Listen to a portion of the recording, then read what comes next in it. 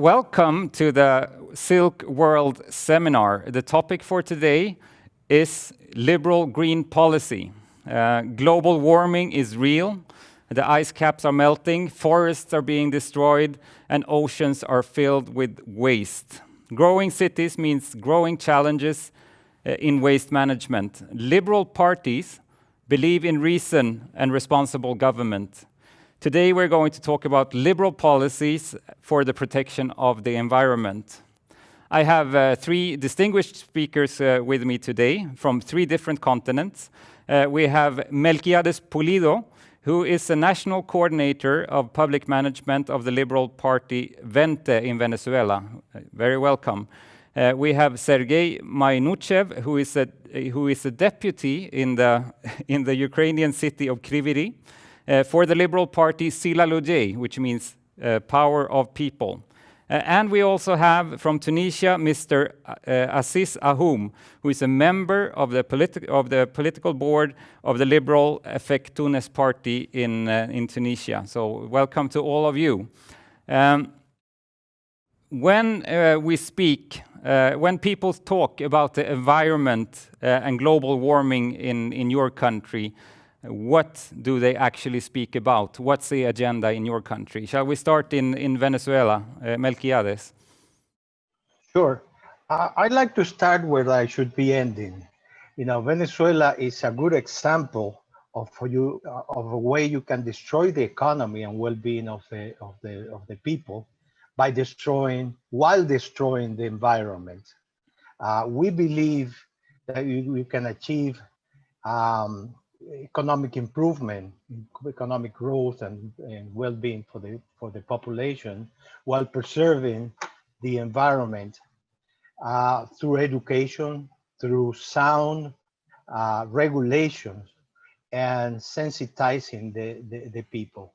In the case of Venezuela, the people are very much sensitized because, for example, in carbon dioxide emissions right now, we're among the 10th. The oil industry used to produce 3.6 million barrels per day. Today, we are down to 10% of that figure, and we're burning the gas up in the air. You know, never mind, and we can talk about later the situation in the Amazonia, where mining is a big wound that we're living on the earth. There used to be a couple of well-organized companies. Now we're talking about illegal, informal miners called garimpeiros, who use basically mercury exploding instead of exploding vertical mines, horizontal mines, and really it's you can see it from the sky. You know, it's really terrible. So in all area, oil spills and usage of hydroelectric electricity used to be the norm. 60% of the electricity we used to consume right now is down to half or less than half by a much lower mine. And we could talk about numbers later, but that's the general statement about my country. And people are very aware that this is happening. Very much, because the oil spills, for example, they affect the fishermen in the sea, the coast, the rivers, the lakes, but even the land is really affecting the agricultural areas. So probably the emissions of the burning of the gas, which because the production is out of control of the natural gas, and instead of recuperating and then transform it into different products, is burned. So probably the people are not much aware of what's going on. But the other two, the Amazon and the oil spills, people are very concerned. Thank you. How is the situation in the Ukraine, Serhii? Do people care about the environment? What do they care about when they think about the environment? Hello everyone. For example, in my city, in Kryvyi, we are the center of mining of iron ore. and there are near 10 open pit mines and 5 underground mines and one big steel plant, ArcelorMittal Kryvyi Rih. And our people, I spoke a lot on this week, on previous week with people on the streets, and I think they know about environmental problem a lot.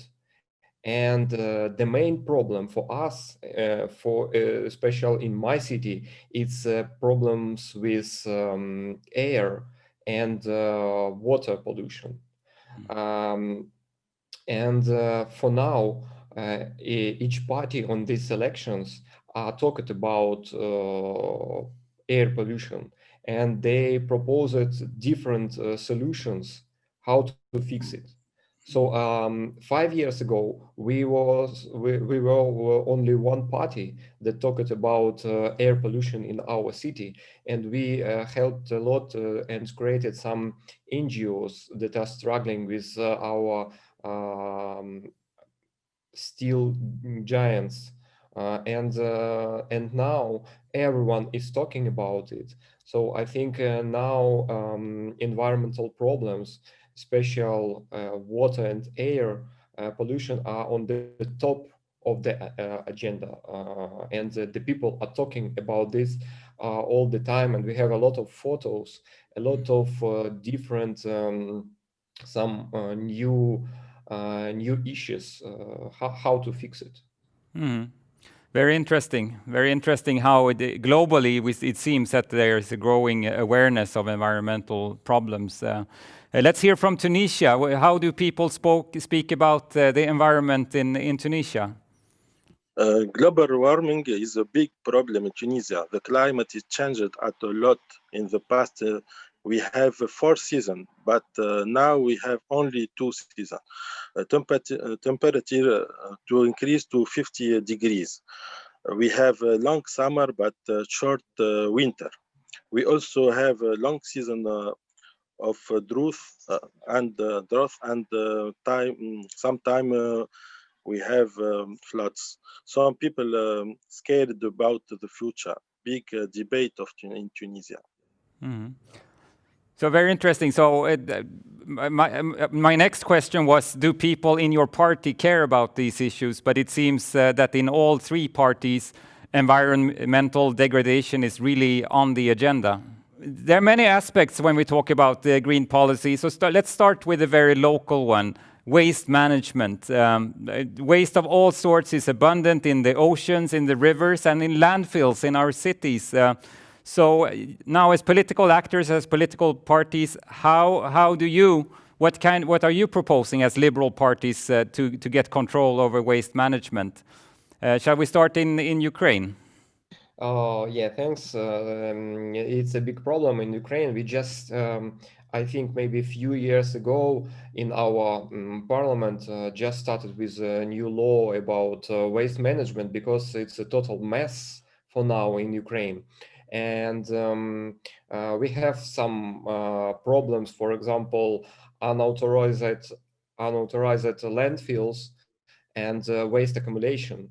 So and with this law that we are trying to work with it, it's a 5 level hierarchy of waste management. It's prevention, preparation for reuse, processing, disposal as energy, and landfill disposal. Also, we should create favorable investment conditions for waste sorting entrepreneurs. For example, we are trying to make it in our city. It's combine all these methods, and we are trying to work with local entrepreneurs, and they are helping us to deal with householders with their waste management. We are trying to tell people about how it's important, but still on the high level of our of Ukraine, still not enough efforts to make effective waste management. So We are trying to encourage maybe residents to sort garbage, making comfortable infrastructure for sorting and recycling.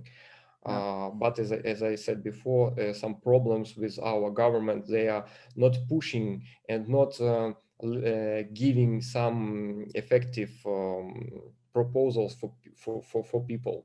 Mm-hmm.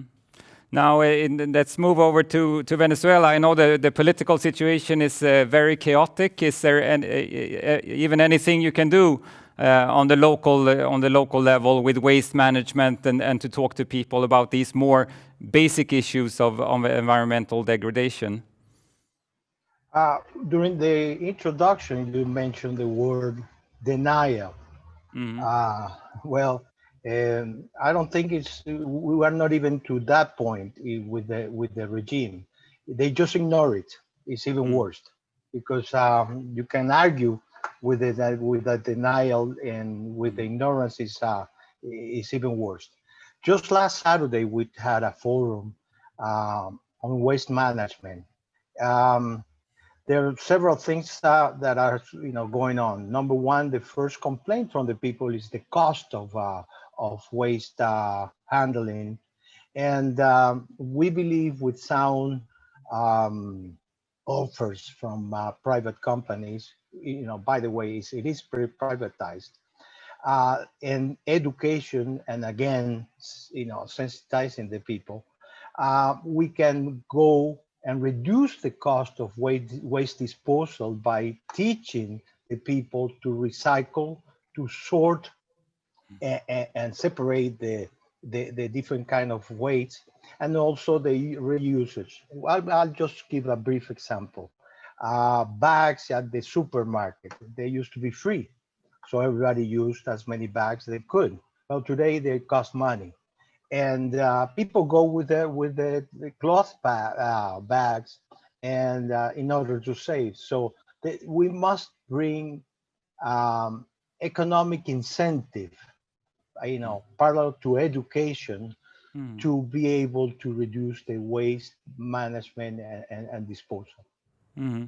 Yeah, also in my country, we have just imposed a tax on plastic bags, and it's being disputed because people think that the textile bags aren't that great either for the environment. But nonetheless, it's a global debate again. Now, in Tunisia, you have been in government, and you held the Minister of Environment, and you're also present in many cities of Tunisia in decision making. What is your party doing on the issue of waste management? What are your proposals? Afek Tounes was part of a government coalition in 2016 and held the Ministry of Environment and implemented two important reforms. The first one is the creation of the environmental police that is raising awareness among the citizens to be more responsible and tracking wrongdoing and punish it. The second reform is the banning of the use of plastic bags in supermarkets. But we know that this is not enough because climate change is not the future, but is happening now. So we need to other big reform. Thank you. We're now moving into global warming, which is a huge issue.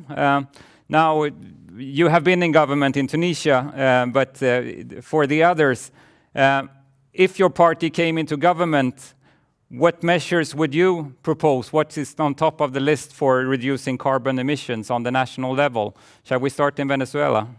Number one, electric generation. Just to give you an idea, we used to produce 24,000 megawatts, and right now we're producing around 8.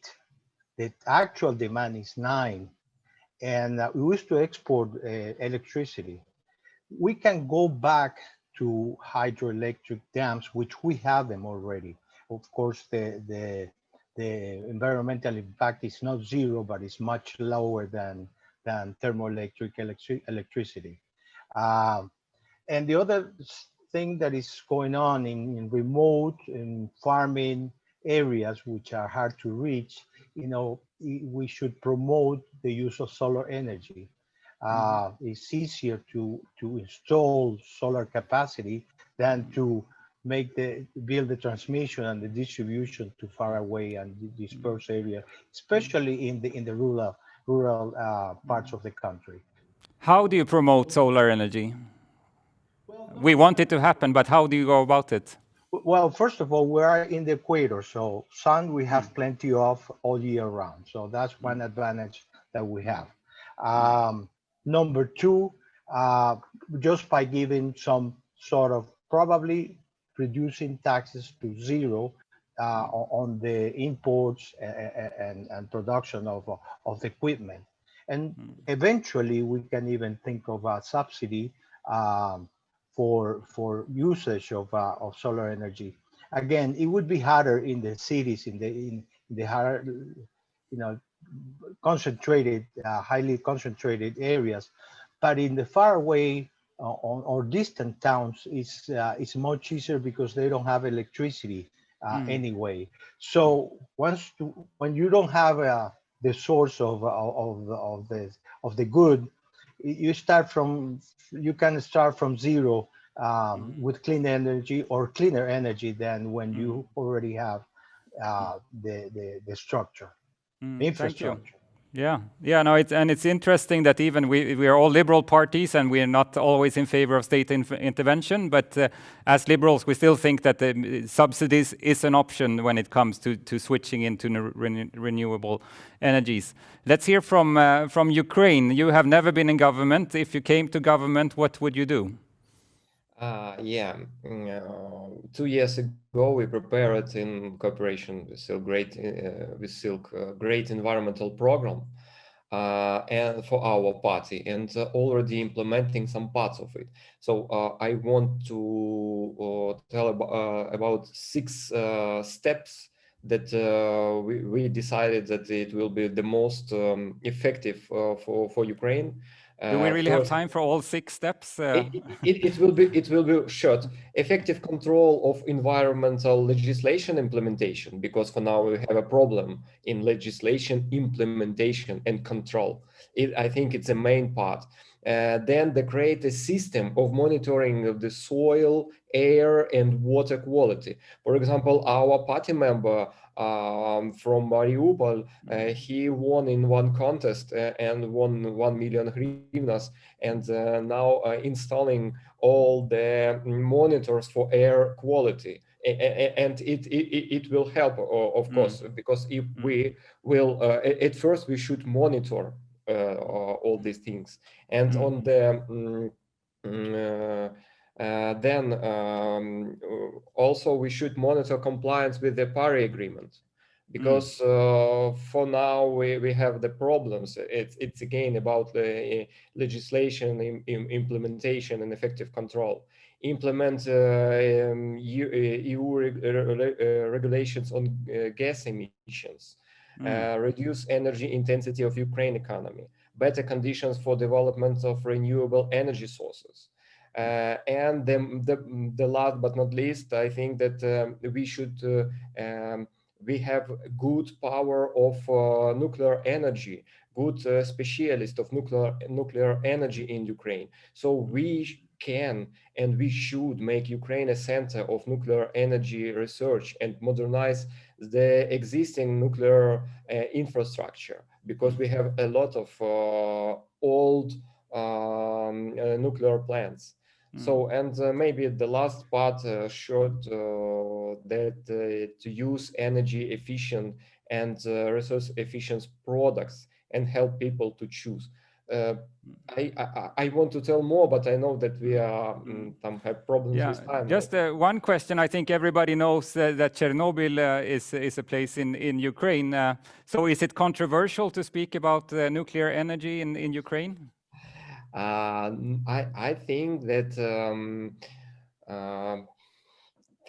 Chernobyl was when we had a USSR, and now we have different policies, and I think that we should learn more about nuclear energy.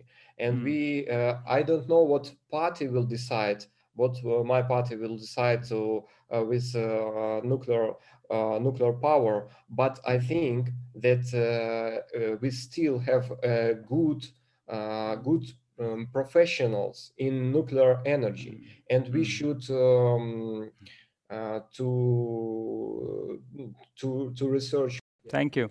In Tunisia, yeah, we were speaking about solar power before. Is solar power something that you are interested in developing as well? Yes, we have 9 months of summer. We can use sun.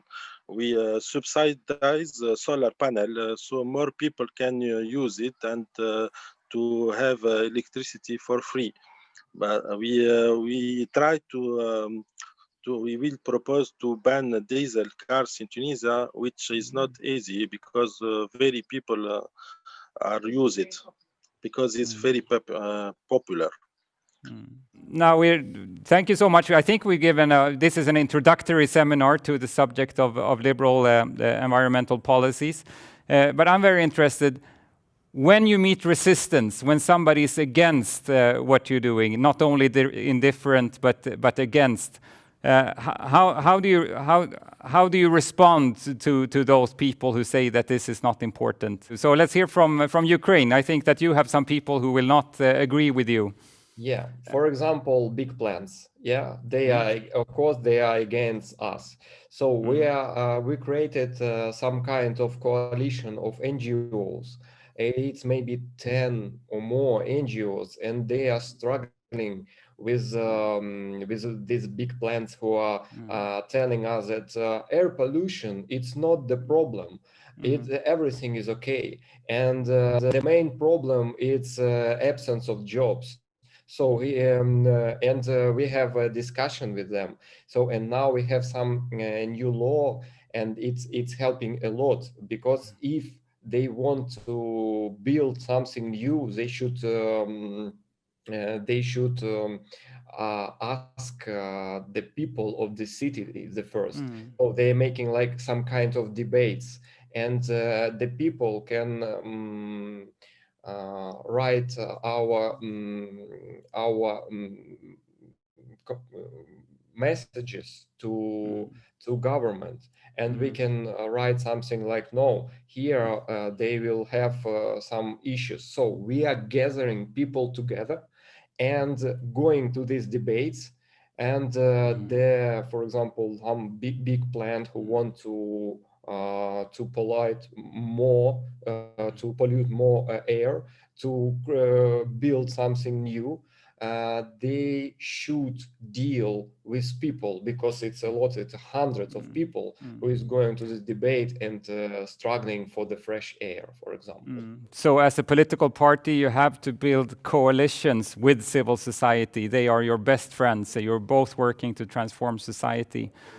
I think that we will round up now on a positive note. When you're going into your next political campaigns, what will be your message when it comes to the environment and green challenges? Shall we start in Venezuela? Well, by the way, just to short on the previous question, we don't find people against the environmental taking care of the environment. The problem is cost. So we have to build in the incentives to make it cost effective to go clean than instead of polluting. So it's a matter of the rules of the game rather than education, or more than education, not rather. So what we're saying, and we already, our speech is the only way to grow is sustainable, through sustainability.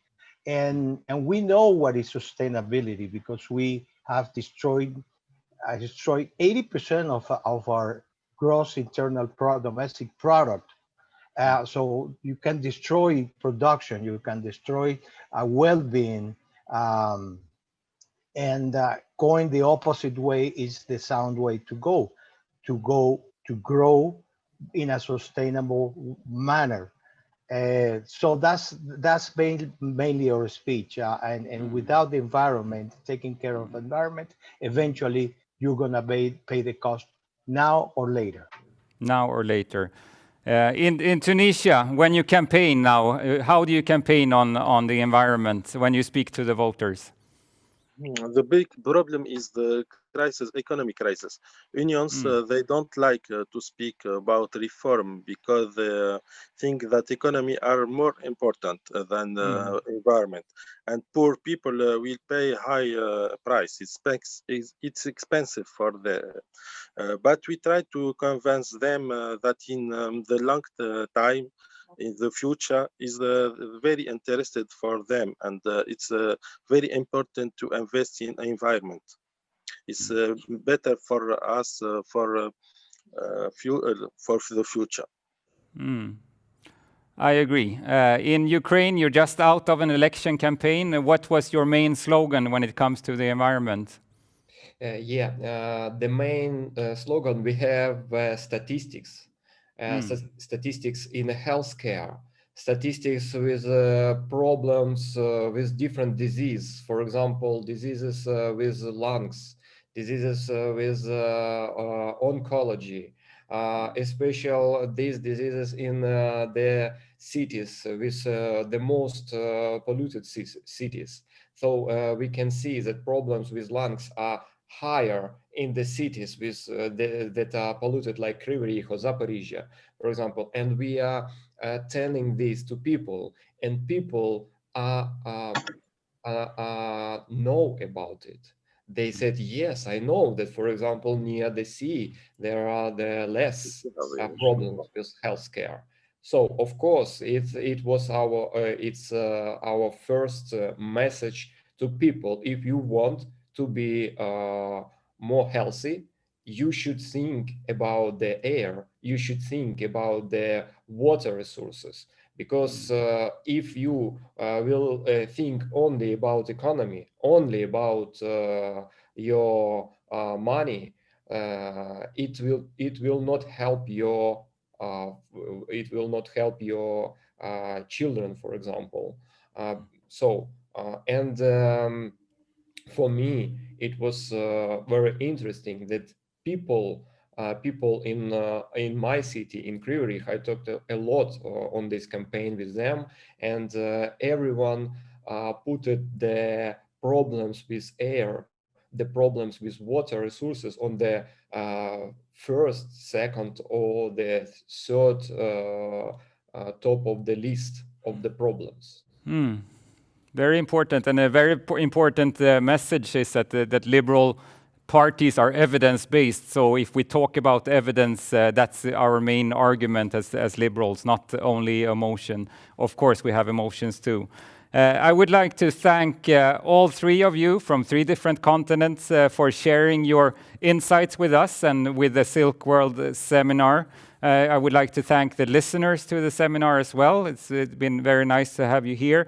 We hope to have a continued conversation. This is just the start of a conversation, and we hope in the future, of course, to meet in real life and not only on the screen, although I think the technology worked really excellently. So thank you very much for participating, and thanks for listening. Looking forward to work with you in the future. Thank you very much.